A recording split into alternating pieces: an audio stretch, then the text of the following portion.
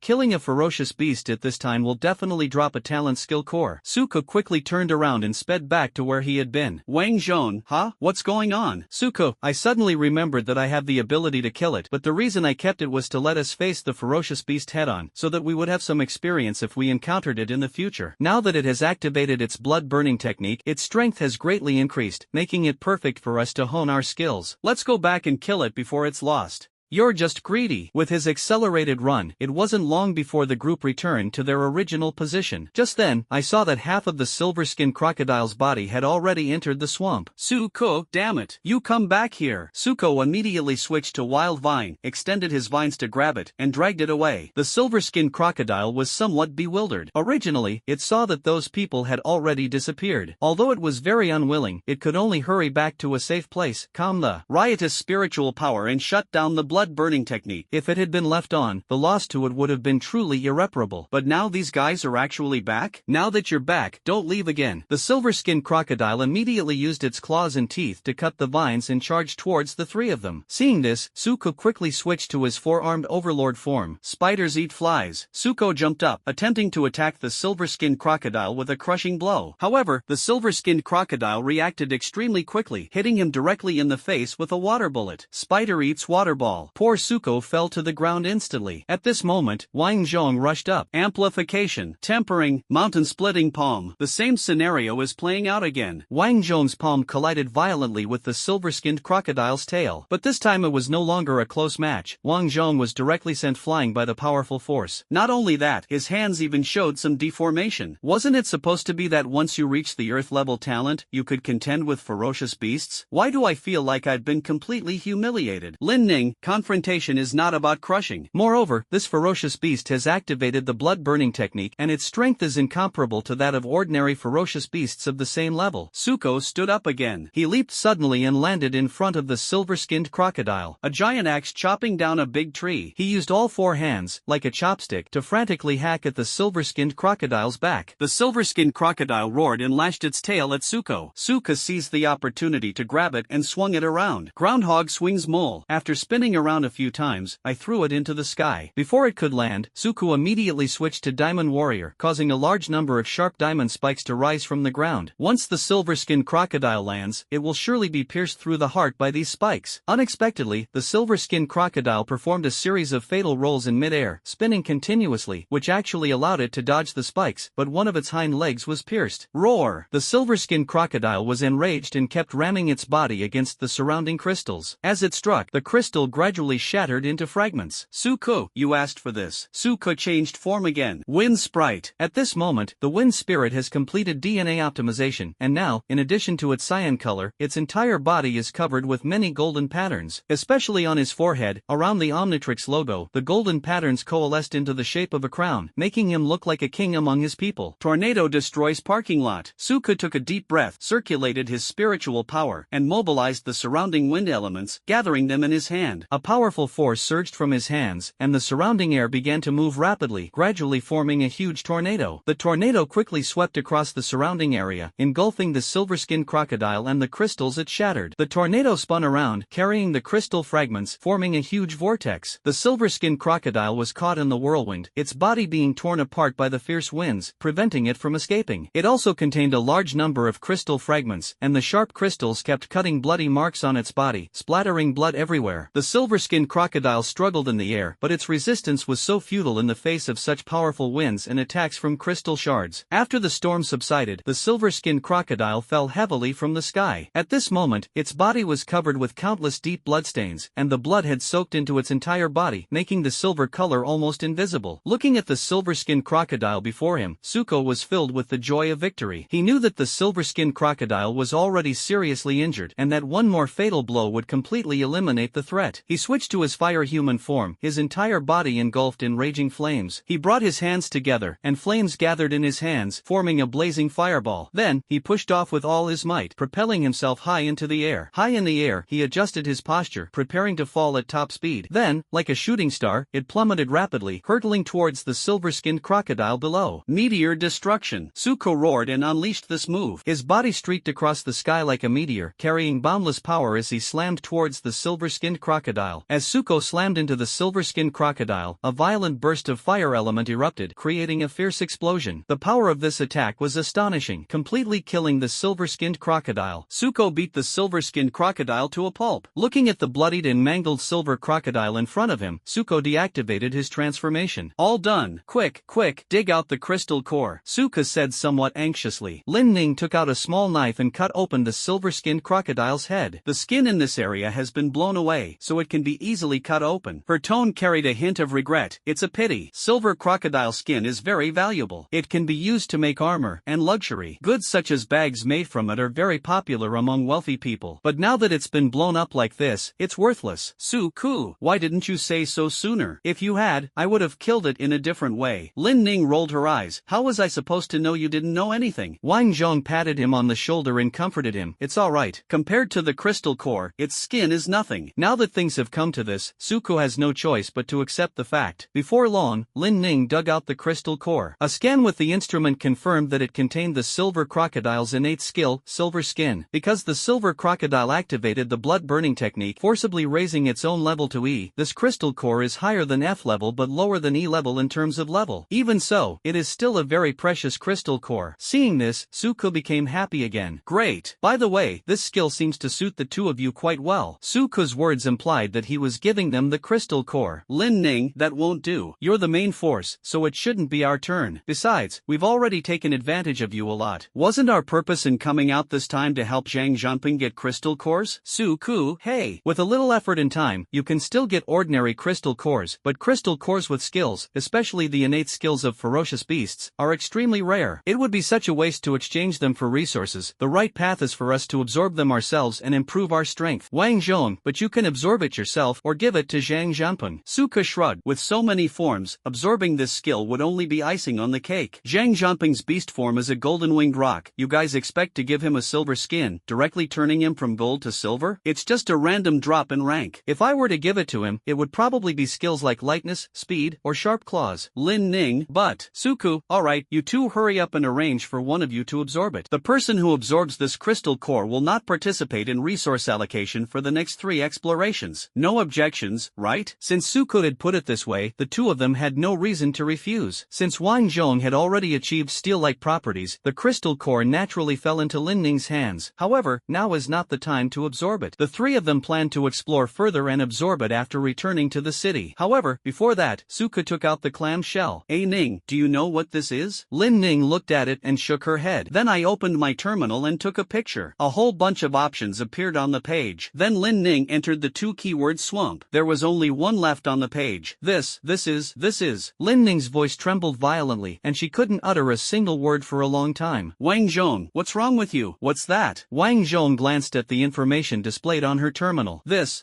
is.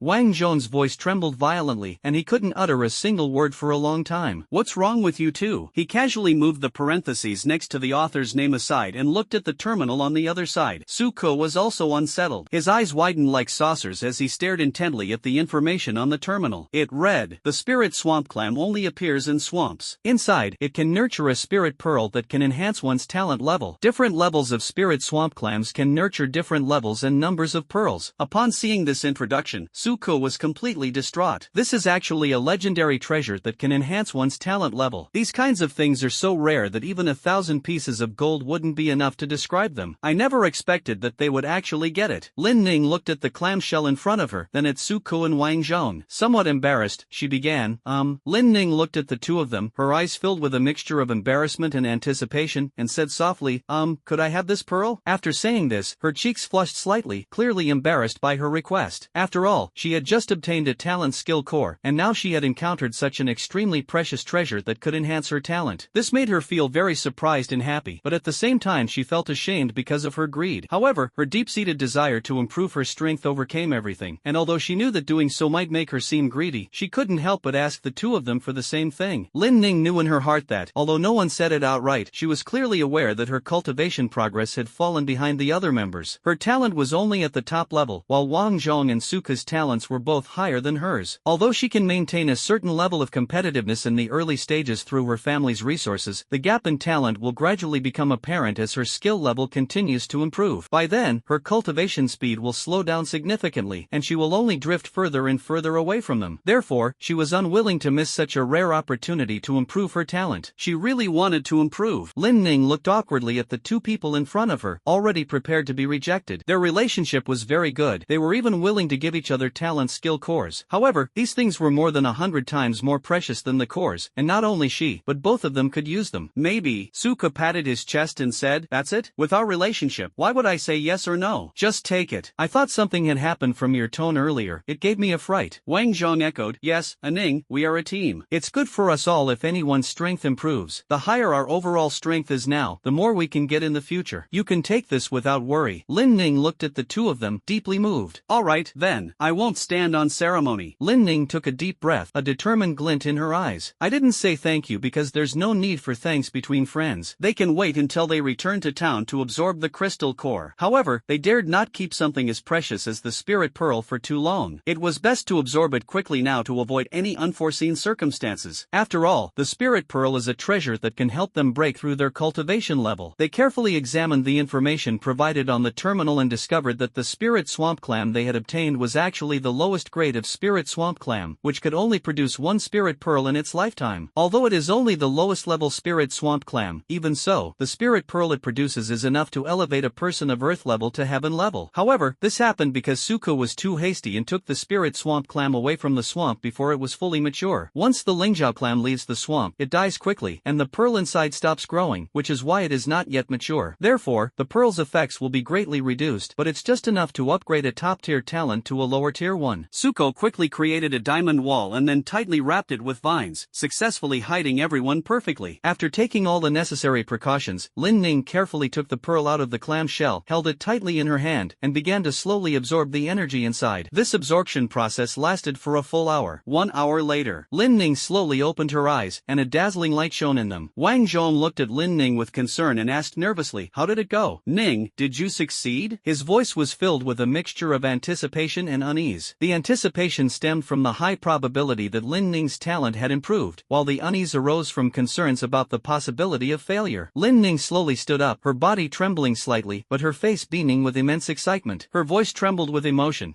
I succeeded. I'm now a Earth-level talent too. Upon hearing this news, both Wang Zhong and Suka showed expressions of surprise and delight. They looked at each other, their eyes filled with joy and relief. Suko asked impatiently, quick, tell me, what changes have occurred? Lin Ning took a deep breath, trying to calm herself down. She said, after my talent was upgraded to Earth level, the effect of my defensive aura, which originally increased defense by 20%, has now increased to 60%. In other words, if I unleash my full defensive aura, I can increase my own and others' defense by a full 60%. Moreover, the defensive capabilities of my rock armor and rock walls will be greatly increased. Before, that silver-skinned crocodile could shatter my rock walls in 4 hits, but now it would take at least 7 or 8 hits. Furthermore, my control over the rock element has greatly improved. Things that were impossible before, I now have the potential to do. Wang Zhong said with emotion, I've always heard that the higher the talent, the stronger the superpower, but I've never had a direct experience of it. Now I've finally seen it for myself. I've only leveled up once, and my superpower has increased so much. Suku, indeed, the improvement of talent level not only means that the efficiency of spiritual energy absorption is accelerated, but also that the strength of one's own talent and skills will be higher than before. Now, Ning's strength has more than doubled. Lin Ning, this is all thanks to you. Lao Ko, after all, you're the one who brought out the spirit swamp clam. Suku, I was just lucky. I was also very surprised that such a great opportunity would happen in this place. Wang Zhong, as the earth expands, there are many places we haven't been to. If we're lucky, lucky, we might just turn around and discover a great opportunity. Suko, it's still early, shall we explore a little longer? This place is quite far from Yenshur City. Suko transformed into a wild vine and asked the surrounding plants for information. Good afternoon, everyone. The surrounding trees seemed to be asking him, as if wondering what this strange plant was. Suko asked them who their leader was, implying that there were no medicinal herbs around. After receiving an affirmative answer, Suko transformed into a glider and carried the two of them in that direction. Along the way, they encountered some mutated beasts, but they killed them all without mercy. Unfortunately, these mutated beasts did not drop any crystal cores. After flying for some time, Suko finally found the location of the elixir. In a relatively open area, a huge, fierce tiger was lying on the ground, fast asleep. Beside it, a bright red flower bloomed quietly. This flower is the crimson sunflower. Consuming it can enhance fire attribute spiritual power, making it an extremely valuable cultivation resource for fire elemental spiritualists. Seeing this, Lin Ning said, judging from its size, this tiger should be a high-level F rank, not difficult to deal with. Wang Zhangzi, standing to the side, exclaimed excitedly,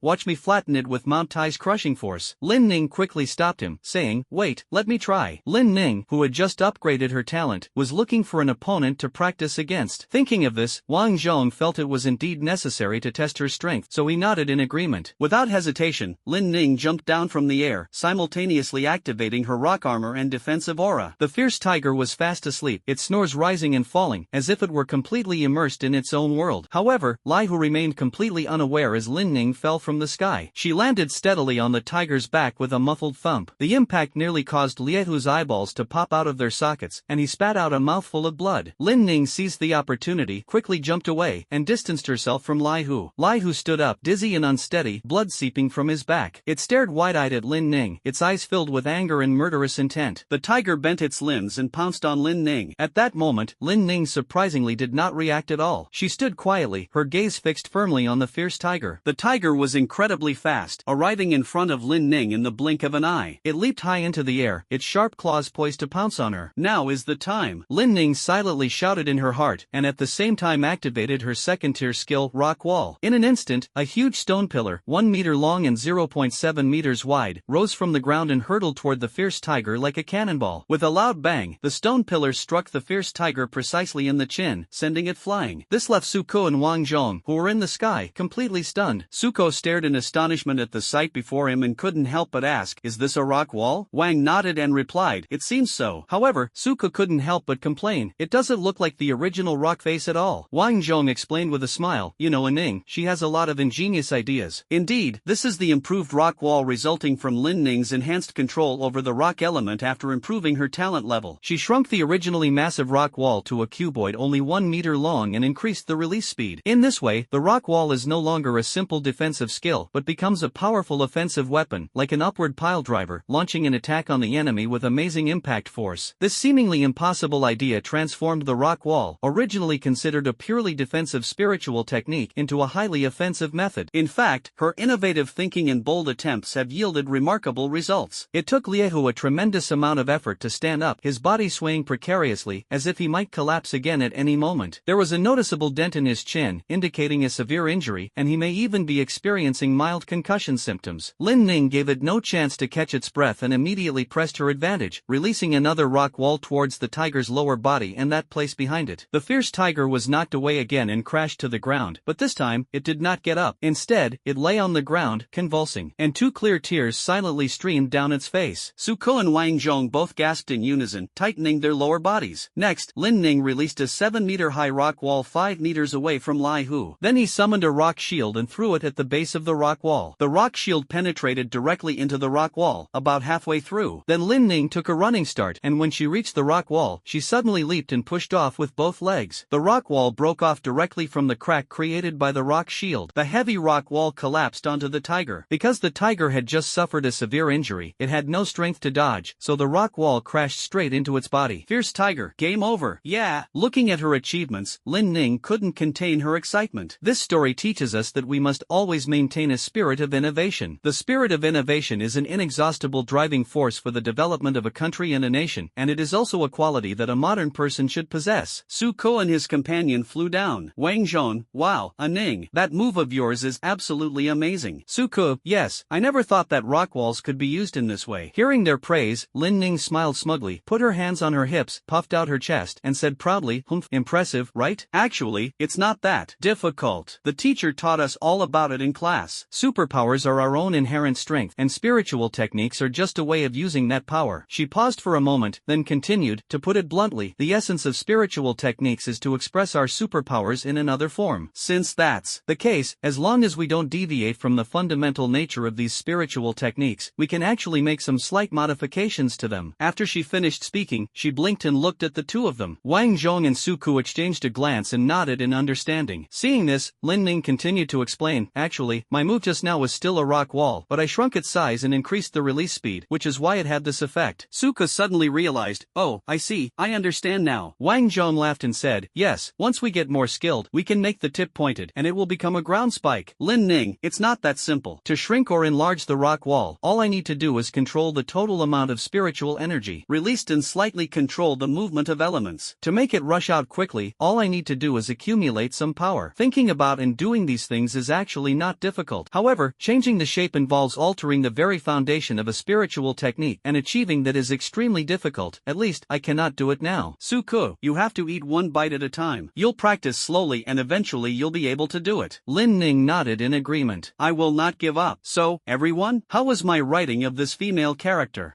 Now it's time for a pleasant harvest," Lin Ning said excitedly. She walked quickly to the crimson sunflower and carefully picked it. "This is a precious elixir, and its value is considerable." Next, she began to examine the dead tiger. Although it was somewhat disappointing to find that it did not have a crystal core, the fierce tiger itself was a treasure. Its fur, bones, and internal organs all have high economic value and can be sold for a good price. After organizing all their belongings, the three continued their exploration deeper into the forest. Along the way, they encountered many demonic beasts. These beasts were relatively weak and became their prey. Kill one that comes, kill two that come, kill both of them, kill as you go. Don't miss any chance to get a crystal core. Persistence pays off, and they eventually found a mid-grade F-level crystal core on a golden pangolin. The poor pangolin, before it could even burrow underground to escape, was smashed flat by Suko's thunderbolt. Its fate was sealed, and it became the trio's spoils of war. At this time, it was getting late, and night was about to fall. Considering safety concerns, the three decided to return. This adventure not only brought them many rewards, but also improved their individual strength and experience. For Lin Ning, this was the most rewarding experience. She not only obtained the precious beast skill, Silver Skin, but also successfully upgraded her talent. This will have a significant impact on her future development. Suku also achieved his goal, finding a crystal core for Zhang Jianping. In comparison, Wang Zhong's gains were relatively small. To make up for his loss, Suko gave him the Lingjiao clam. Although this spirit swamp clam has lost its usefulness, its shell is extremely hard and may be used to make decent armor or boxing gloves. After returning to the city, Suko felt he still had some free time, so he decided to go to his uncle's house to hand over the crystal core to Zhang Jianping and check on his current cultivation level. When he arrived at his destination, he was surprised to find that in just 3 weeks, Zhang Jianping had already cultivated to the 6th level of the first rank. It should be noted that Suku himself spent so much time just to break through to the 7th stage of the first rank. Although his rank is slightly higher than Zhang Jianping's, that's because he has access to high-level resources. He not only used potions, but also consumed spirit essence grass and earthstar vine. He also dared to take risks and go to underground fighting arenas to earn wealth, thus accumulating enough resources to achieve a breakthrough. However, unlike him, Zhang Jianping comes from an ordinary family that can only maintain a basic standard of living. Being able to buy 2 basic potions is already considered quite good. In such a short period of time, Zhang Jianping was able to cultivate to the 6th level. This speed is truly astonishing. Is this the terrifying aspect of a heavenly level talent? After a thorough inquiry, Suko finally learned the truth. It turned out that after discussion, Zhang Lan and others believed that Zhang Jianping's outstanding talent should not be buried. However, there are also concerns that once his talent is revealed, he may suffer the same fate as Suku. So, they used the excuse of being relatives of Suku to get the chance to see Etian. He was told about Zhang Jianping's talent, and after testing, it turned out to be true. He was so excited that he almost fainted. So Etian waved his hand and, in his personal capacity, approved a large number of low-level and mid-level psionic potions for him, plus a low-grade F-level crystal core. Thus, he naturally broke through to this stage. This was the result of him taking it easy, because Etian had told them that cultivating too quickly might lead to an unstable foundation. Even though he had emphasized that the foundation of a heavenly level talent is not so easily weakened, Zhang Jianping was still very cautious, otherwise he would already be at the 8th Dan level. He still has a few intermediate level potions left to drink. Sukaswan almost bit off his teeth. Is the treatment for a top-tier player really that good? Although he is now at the heavenly level, I have improved step by step and have never received received as many subsidies as he has. If I want resources, I have to fight my way up in the wilderness and the arena. At this moment, Suko felt a great psychological letdown. It is foreseeable that after receiving the F-grade intermediate crystal core from Suko, he will be able to break through to the 7th stage in a short period of time and officially cross the second watershed. Suko didn't want to stay in this sad place any longer. After drinking a glass of water and playing a few games together, he left immediately. After returning home, Suko thought about it. Next week would be October, and Yi Tian and the others should be coming to find him by tomorrow. Sure enough, not long after I finished breakfast, I saw a message from him asking me to meet at the mayor's office. When Suko arrived, he found that in addition to Yi Tian and Gao Jin, there was another woman. She had long, fiery red, wavy hair, which was very attractive. And then, I'm at a loss for words. In short, she's a mature woman, has a domineering aura, an outgoing personality, and isn't bothered by trivial matters. Use your imagination. After Suko came in, the three of them looked up at him at the same time. Red-haired woman, little friend, what's wrong? Your night mayor is busy right now. Why don't you go somewhere else and wait for a while? Suko? Yi Tian hurriedly raised his hand and said, Zhang Yan, let me introduce you. This is Suko, the helper I found. No sooner had he finished speaking than the woman named Zhang Yan slammed her hand on the table, stood up, and angrily pointed at Yi Tian. Yi Tian, I really misjudged you. I thought you had some backbone, but now you've pulled this stunt on me. He's the 4th tier combat power you were talking about? This kid is only 2nd tier. You let him participate in such a dangerous operation. He's so young. What if something happens to him? How can you face his parents? Zhang Yan and the others sounded very excited, but Suko could only hear a sense of disappointment or frustration. Yi Tian, Zhang Yan, I'm not lying to you. Don't underestimate this kid just because he's at a low level now. He can genuinely unleash the combat power of a 4th tier fighter. He can definitely be a great asset to us. Don't worry, I've also prepared life-saving items for him. Even if all three of us die this time, he won't die. Zhang Yan, who the hell are you cursing to die? Let me tell you, if we really encounter danger, I'll throw both of you into the monster's mouth and take this kid and run. This is the future flower of our motherland. Gao Jin, why am I involved in this? While the two were arguing, he quietly moved to Gao Jin's side. Suko put his mouth close to his ear and said, I have a feeling there's something going on between these two. Gao Jin, this. Gao Jin leaned close to Suko's ear and whispered, it's all the trouble we caused when we were young. Suko's interest was piqued upon hearing this, his eyes widening as he eagerly pressed, oh wow, tell me more. Gao Jin looked troubled, hesitated for a moment, and then said, this. Just then, suddenly, a blazing fireball hurtled toward the two men. Suko and Gao Jin quickly scattered as the fireball passed between them and slammed into the wall. The fireball blasted a deep crater in the wall. Zhang Yan gently blew out the flame on his right hand, then looked at them with a slightly threatening gaze and asked coldly, what are you two whispering about? It's nothing, it's nothing. Suko and Gao Jin answered in unison, their tones remarkably similar. Zhang Yan turned to look at Suko and said gently, little friend, tell me, was it this guy surnamed Ji who forced you? Don't worry, I will definitely help you get justice. As she spoke, Zhang Yan's tone was unusually gentle, like that of a caring older sister, which left Suko stunned. Suko quickly waved his hand and said,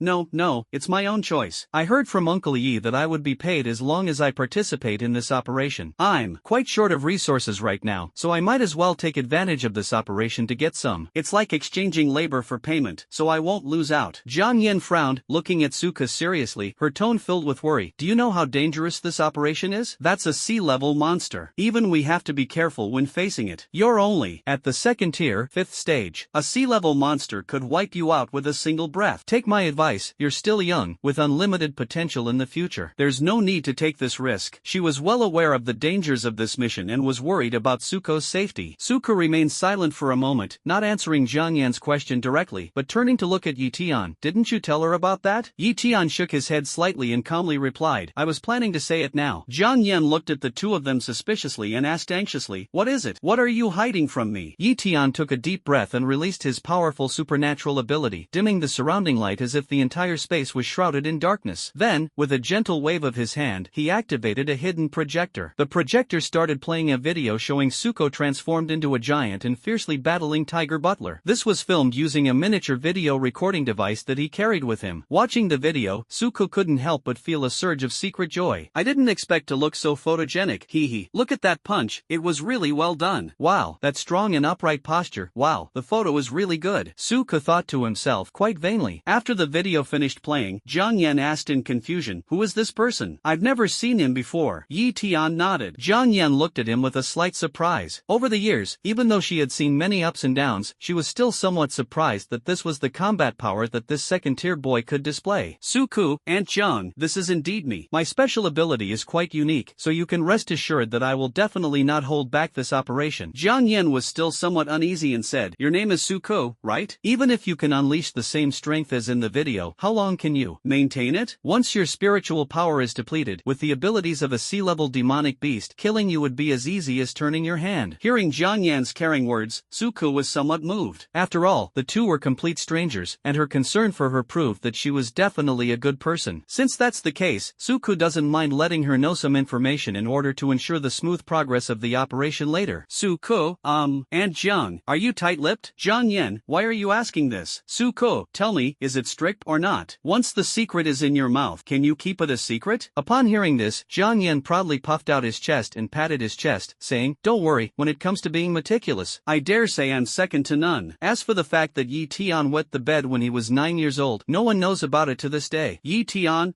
he suddenly spat out a mouthful of tea, and his face turned black. Gaussian Sigma, degree oh wow. Olji is 9 years old and still wets the bed. Suka Sigma, degree oh wow. How did Aunt Jiang know that Uncle Yi was still bedwetting at 9 years old? They both reacted in the same way, except that one was thinking about the story and the other about gossip. Yi Tian awkwardly wiped away the tea he had just spat out. Ahem, Suko, why are you asking this out of the blue? Suko, Uncle Yi, humph, how much do you know about my form? Hopft, no. He still couldn't recover from that shocking information, and even though he was trying to hold it in, he still wanted to laugh. Yi Tian, don't you have 6 forms now? Suko, actually, I'm hiding something. The howling wolf I had back then was an accidental acquisition, not something I awakened after breaking through to the next stage. So now I have 7 forms. Gaussian, oh, 7 types? You're really surprising us more and more. Does this form of yours have a strong ability to survive? Suko, that's right. This form of mine is very suitable for saving my life. He adjusted the broken watch to ghost mode and then pressed it. Ghostly figure. The three became interested in the ghost before them. Gaussian tried to touch it, but his hand passed right through him. Hiss, I can't even touch him. The other two were also surprised to see this. The fact that he can't be touched already tells a story. It means he's immune to physical attacks. That's right, in this form, I can become intangible. I can pass through objects and no one can touch me. Suka's eerie voice drifted out, sending chills down one's spine. Jiang Yan lit a fire in his hand and put it on Suko, but it had no effect whatsoever. It's useless. Neither physical nor energy attacks have any effect on me. Suko's words startled the three of them. Immune to physical energy attacks, this form can be said to be invincible. Suko actually had a trick up his sleeve. He didn't mention that he could use his mental power to harm Ghost Shadow, since that was his weakness and he couldn't tell them that. Then Suko demonstrated his invisibility ability to them before transforming back. Don't worry, Aunt Jiang, if we really encounter them, I'll just run away. They won't be able to touch me anyway. I'm very safe. After witnessing Suko's astonishing abilities, Jiang Yan finally put aside his doubts and agreed to let Suko join their operation. Yi Tian was very pleased with this. He smiled and said to Suko, come here, Suko. You probably haven't met her yet. This is Jiang Yan. You can call her Aunt Jiang. She is not only the person in charge of the underground fighting arena, but also its founder. Although Suko had already made some guesses, he was still surprised when he received the exact answer from Yi Tian. After all, he had been to the underground fighting arena before, and the atmosphere there had left a deep impression on him. He originally thought that the person in charge of the underground fighting arena would be a hot-tempered, muscular, scarred, cold-blooded, and ruthless person. However, reality was quite different from his imagination. The Jiang Yan before him did not appear as mysterious and imposing as he had imagined. On the contrary, she gives the impression of a cheerful middle-aged woman, making people feel kind and friendly. Seeing Suko's surprised expression, Jiang Yan laughed heartily. How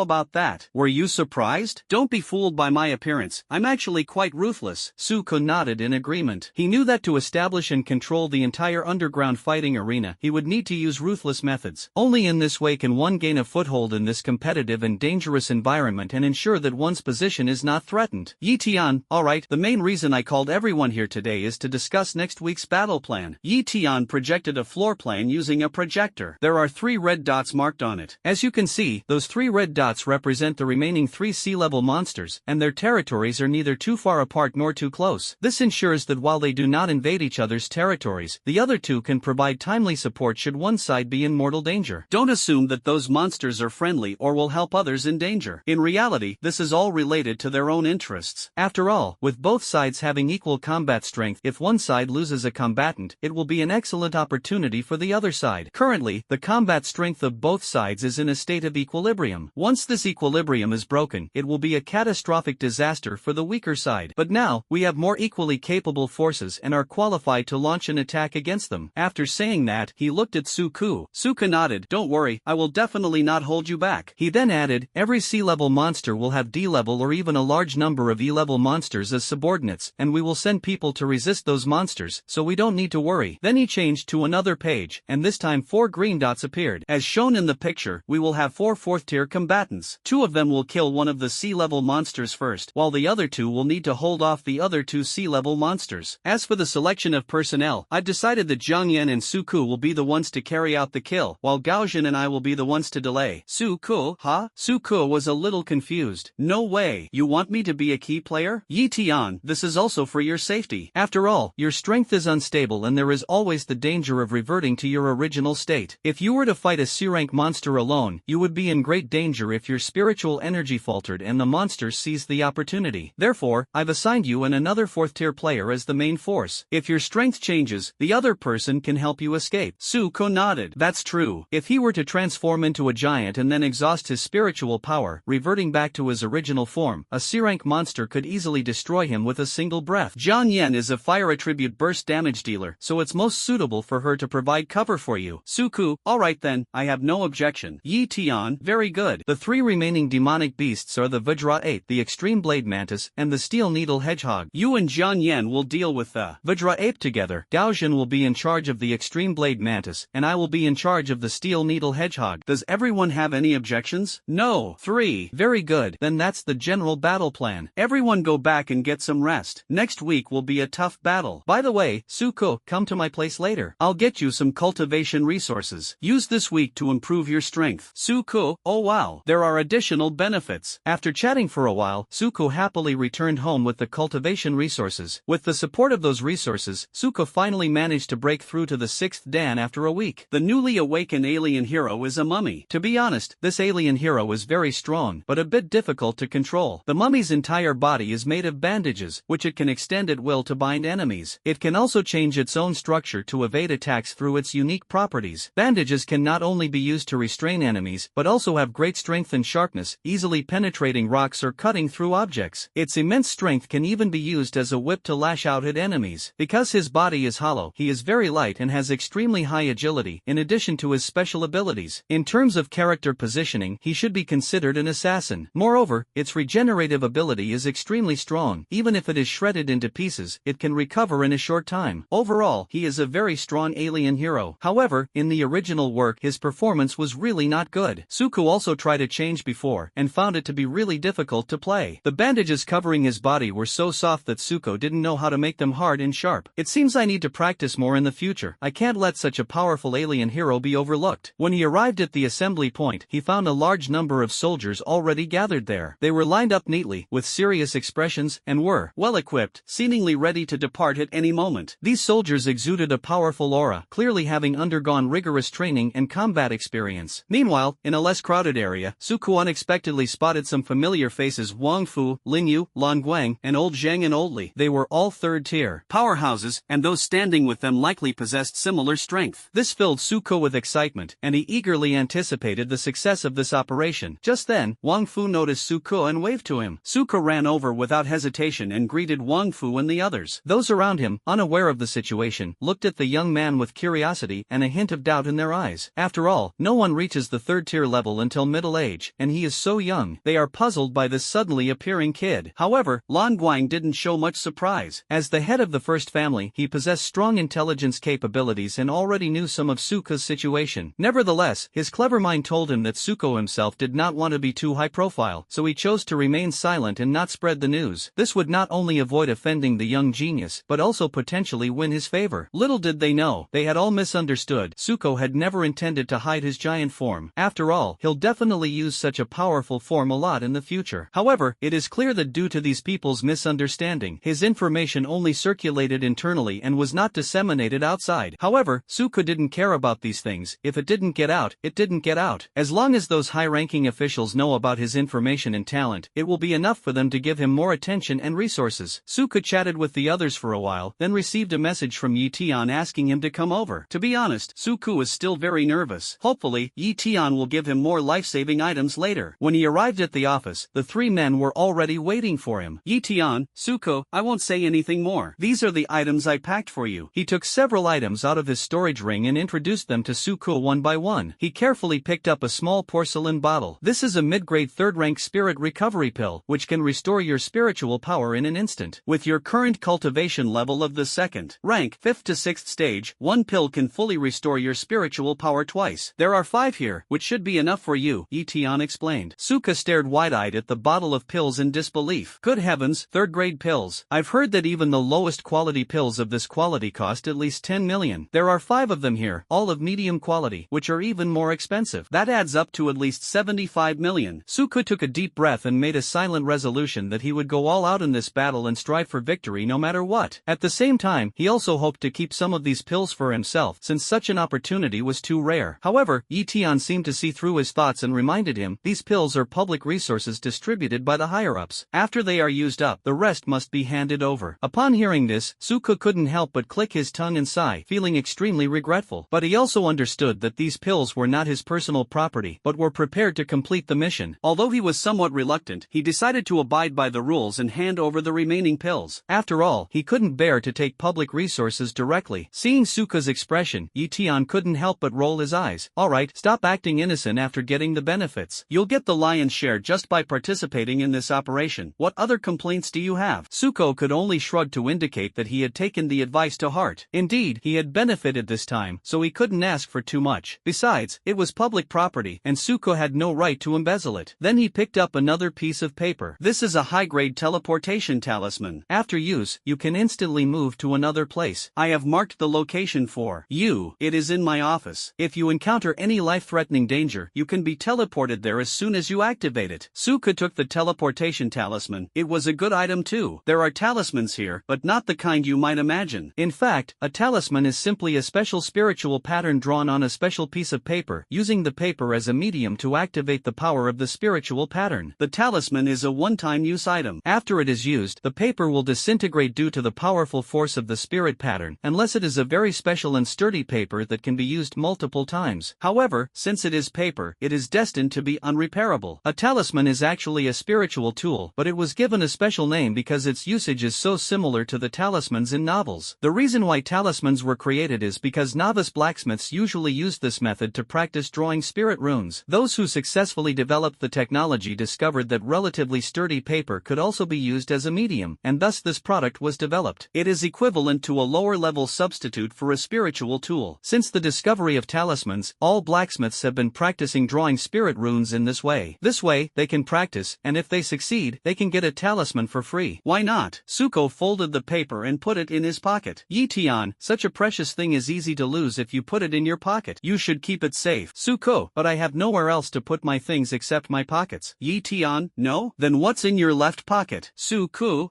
just in case, he had prepared some things himself, such as steel armor shields and invisibility cloaks, which he carried with him and put in his storage ring. He didn't expect that they would be discovered. Yitian, alright, the storage ring is your spoils of war, so don't worry about taking it. No one will steal it from you. Suku immediately smiled, happily put the items inside, and put the storage ring on his hand. Suku thought to himself with delight. Oh, they didn't care? That scared me to death. Now I can take care of them without worry. After all, it's still worrying that such a nice thing can't be worn all the time. The last item was a jade pendant. This was created by a 5th-tier rock elemental psionicist. Once crushed, it will release an indestructible earth barrier around you. Even a C-rank mutated beast would never be able to break it. You have enough time to adjust your state. Suka carefully put the jade pendant away. It was a good thing, an absolutely good thing. Then he looked at Yi Tian expectantly, as if asking, is there any more? Yi Tian, that's all.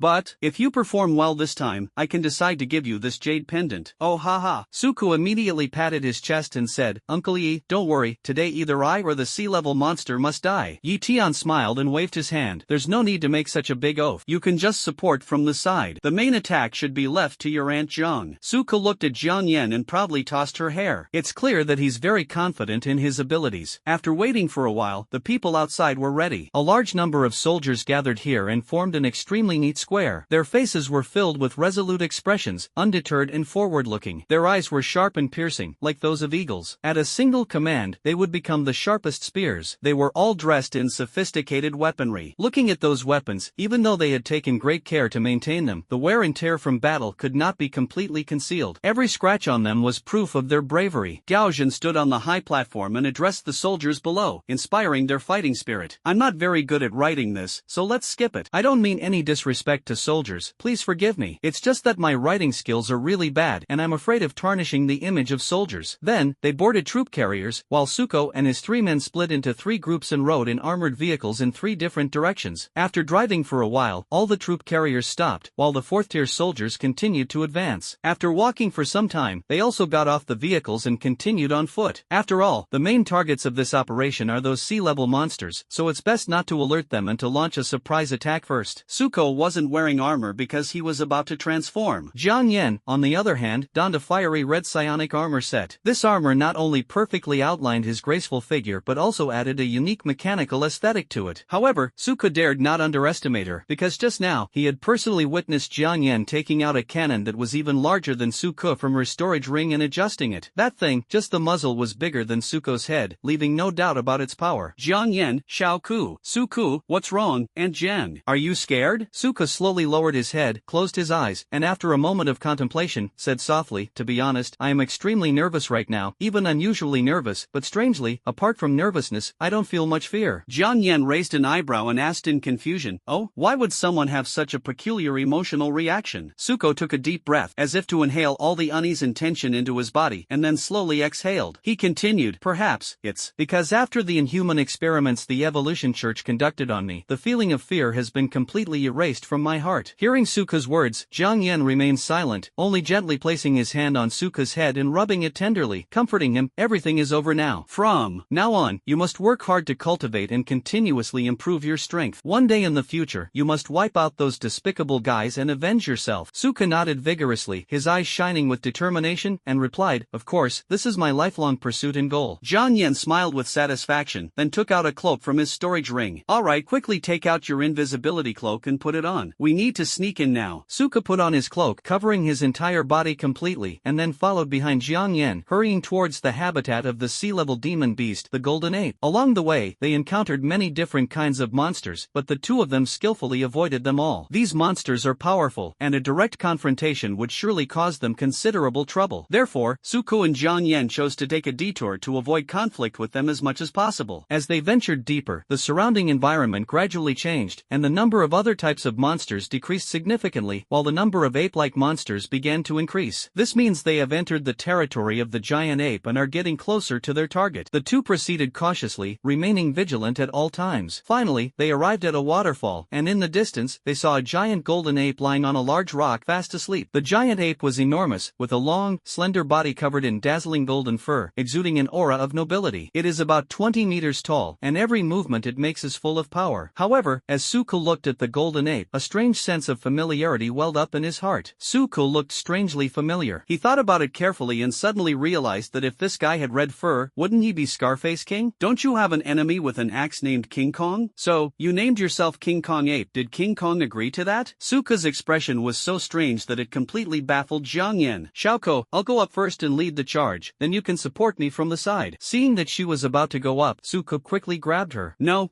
Aunt Jiang, can I go first? Yeah, look, I'm just a tier 2 on the surface, so it definitely won't bother with me. That way, I can openly rush up to it, and then I'll transform into a giant and punch it on the head, taking the initiative. No, I mean, taking down the ape. Jiang Yan tapped him on the head. Fool, didn't you see all those monkeys and their offspring around it? It doesn't bother with you, but those little apes really like to eat your flesh. He glanced at the frolicking baby apes and the adult apes diligently reproducing beside him, and felt a headache coming on. Jiang Yan, alright, let me go first. If we delay any longer, those guys will find us. If you want to ambush us, Auntie will create an opportunity for you later. Suko, alright, Aunt Jiang, then I'll leave it to you. Without saying a word, Jiang Yan took off his black robe and rushed forward. Her whole body was instantly engulfed in fierce flames, and her hair became even more vibrant red than before. A huge fireball erupted from her right hand, which she then hurled out. The golden ape had been awake since the moment Jiang Yan emerged, and when it saw the fireball hurtling towards it, it quickly dodged it. The fireball struck the rock where it had just been sleeping, shattering it into pieces. Seeing his bed destroyed, the golden ape flew into a rage, baring its teeth at Jiang Yan and roaring, "Roar, you son of a bitch!" Jiang Yan didn't tolerate it at all, and directly created a huge fireball and threw it over. The ape nimbly dodged it. Then, a golden light emanated from its body, making it look like a huge gold ingot. This is the golden ape's innate skill, Golden Protective Light. It condenses was the element of gold, forming a metallic shield around the body's surface. Jiang Yan, humph, a barrage of fireballs. Dozens of fireballs formed around her body, and with a wave of her hand, all the fireballs flew toward the golden ape. Faced with such a ferocious fireball, the King Kong ape neither dodged nor avoided it, but directly withstood the attacks with its body. Meanwhile, the golden ape took the opportunity to keep getting closer to Jiang Yan. At the same time, it stretched out its right hand, and countless gold elements condensed in its hand, gradually forming a long whip. Seeing this, Suko couldn't help but exclaim, "You and Scarface are definitely half-brothers." After getting some distance away from Jiang Yan, it suddenly swung out the long whip in its hand. The sturdy whip sliced through the air, carrying a sharp momentum as it cut towards Jiang Yan. Jiang Yan dodged with a backflip, then raised his hand and summoned a fire tornado. The violent fire tornado whipped up the surrounding soil and trees, burning everything in its path and obstructing the King Kong ape's vision. Suko suddenly burst out from behind the tree and took off his cloak. The hero has arrived. A flicker of excitement flashed in Suko's eyes. He quickly switched to the Super Giant page and pressed the button without hesitation. Super Giant. With his shout, a beam of light flashed, and the figure of the Colossus instantly appeared on the battlefield. At the same time, just as the fire tornado ended, a huge knee slammed into the face of the golden ape like a meteorite. The ape's face was smashed and deformed. The giant is 30 meters tall, while the ape is only 20 meters tall, so it's just the right height to hit its face with a knee. Ha! However, at that moment, Suko exclaimed in surprise. He suddenly realized that he seemed to have grown a little taller. After careful comparison, he confirmed that he had indeed grown to be about 3 meters taller. He realized that his strength seemed to have increased by 3 levels. This made him fall into deep thought. Does that mean I'll grow a meter taller every time I advance to a higher level? What if I advance to a higher level? How much taller will I grow then? However, now is not the time to delve into this issue. Suko quickly regained his composure and focused on the battle at hand. Since the height difference between the two was not too great, Suko decided to try shrinking his body to see if he could better cope with the fight. Surprisingly, he actually succeeded in doing so, and in his shrunken state, the consumption of spiritual energy was also significantly reduced. Sometimes, body size can be both an advantage and a disadvantage. Given his current size, Suko has to bend over to hit the golden ape with his hands, while the ape can dodge Suko's attacks by taking advantage of its smaller size. Therefore, in this situation, being of similar size is the best choice. Suko threw a punch at the King Kong ape's head, but the ape blocked it with its arm. Taking this opportunity, the golden ape tried to lash out at Suko with his whip but was stopped by a fireball. Taking advantage of the opportunity, Suko delivered a straight uppercut to him. They successfully knocked out one of its teeth. After realizing what had happened, the golden ape looked at the tooth on the ground, wiped the blood from its mouth, and glared angrily at him. Suko adopted a fighting stance in response. Roar! With a roar from the King Kong ape, the surrounding smaller King Kong apes attacked the two of them. Their bodies radiated a dazzling golden light, and they held weapons made of condensed gold elements. Jiang Yan, I'll leave that guy to you. I'll deal with the henchman first. No problem. Suko jumped up and punched the golden ape. The two fought back and forth. The roar of the golden ape just now carried far and wide. The King Kong ape, which was not in its territory, and the other mutated beasts under its rule also heard the commotion and tried to rush over, but were blocked by the army outside. Therefore, they only had to face a small number of mutated beasts within their territory. Although they were strong, none of them had reached the 4th rank. It's only a matter of time before Jiang Yan gets rid of them. Fire rain. Intense fire elements condensed in the air, and then countless fireballs fell like rain. Any Vajrat ape that touched them was engulfed in flames, and those that were weaker were even burned to ashes. Fiery rain is a very strong area of effect attack skill, which is generally learned at the 3rd tier, but this is only Jiang Yan's 2nd tier skill. This means that she also possesses earth-level talent. The higher-level fire meteor shower, in terms of both range and power, is far superior to the raging fire rain. Jiang Yan was clearing out the miscellaneous soldiers on this side, while the battle on Suko's side had escalated from a physical brawl to a clash of skills. The golden ape brandished its whip and lashed out fiercely at Suko. However, Suko calmly extended his left hand, making a chopstick shape with his palm. Immediately afterwards, several dazzling beams of light were released from his hand, striking the whip precisely and causing it to deviate from its original trajectory. Then, Suko crossed his hands in a cross shape, and a powerful energy gathered in his palms. Instantly, a bright beam of light shot out from his palm and flew straight toward the King Kong ape. Faced with this sudden attack, the golden ape hurriedly condensed gold elements to form a solid shield, blocking the impact of the light. Through his research, Suko discovered that the power of light can be adjusted according to movement. The cross-shaped gesture he is now using involves a relatively small area of light, limited to the length of his palm. In this state, the direction and intensity of the light can be better controlled while reducing energy consumption. Of course, the power is also relatively small. However, if you make an L shape with your hands, the area of light will expand, extending from your fingertips to your elbows. In this situation, the power of the light will be greatly increased. increased, and the energy consumption will also increase accordingly. Even so, this is not Tsuku's most powerful attack method. Its most powerful attack is when it crosses its arms into an X shape, at which point the emitted beam is most powerful. However, the energy required for this attack is extremely high, and Tsuku cannot use it easily with his current strength. After all, excessive energy consumption is a major taboo in battle. Therefore, in battle, he needs to carefully choose the appropriate attack method to ensure his own safety and achieve victory. Seeing that his light was blocked by the other party, Tsuku frowned slightly, but quickly changed his strategy. He conjured an 8-pointed light wheel in each of his hands and then threw it in an arc. Seeing this, the golden ape also removed its shield. Looking at the 8-part light wheel flying towards it, it swung its whip, knocking one of them away. Then, with its left hand, it easily crushed the other one. However, Tsuku threw several more 8-point light wheels in the blink of an eye, but it blocked them all. Wow, you're pretty good at blocking. Come on, try blocking this one. Tsuku sneered and conjured an 8-pointed light wheel twice the size of the previous one in his left hand. This time, he didn't throw it, but rushed forward and slashed at it. Seeing this, the Vajra ape hurriedly straightened his whip to both sides, trying to block the 8-part light wheel. Instantly, sparks flew everywhere. However, this stalemate did not last long. The golden ape sensed a powerful force, and its expression immediately turned ferocious. Then he suddenly backed away, clutching between his legs, jumping up and down, howling in pain. Tsuku said cheekily, "The mouse stole the cheese." Tsuku's move was undeniably insidious. Even the golden light protecting him couldn't stop it from hitting this spot. Tsuku didn't give it a chance to breathe. He condensed a large 8-part light wheel in his left hand and, taking advantage of the King Kong ape's inability to resist, slashed it directly at its neck. Zzz, zzz,